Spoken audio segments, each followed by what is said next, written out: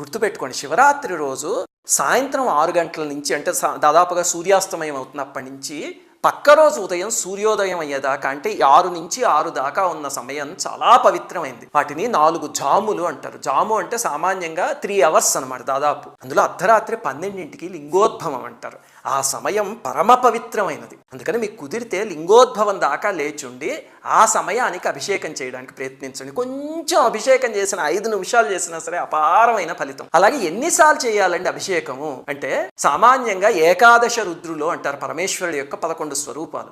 అందుకని 11 సార్లు అభిషేకం చేస్తారు. ప్రతి జాము మొదలయ్యేటప్పుడు చేయడం మొదలు పెడితే, అంటే 6 గంటలకు కొన్నిసార్లు, 9ంటికి కొన్నిసార్లు, 12 గంటలకు కొన్నిసార్లు, అలాగా మీకు ఒక 11 సార్లు చేసేయడం పెద్ద కష్టమేం కాదు. 11 సార్లు చేయడం కుదరలేదు అనుకోండి, 5 సార్లు చేయండి. పరమేశ్వరుడు పంచముఖుడు కదా, అది కుదరకపోతే 3 సార్లు, లేకపోతే భక్తితో ఒక్కసారి చేసినా చాలు. ఇక్కడి నుంచి చేయగలిగితే తప్పకుండా పలుకుతాయి.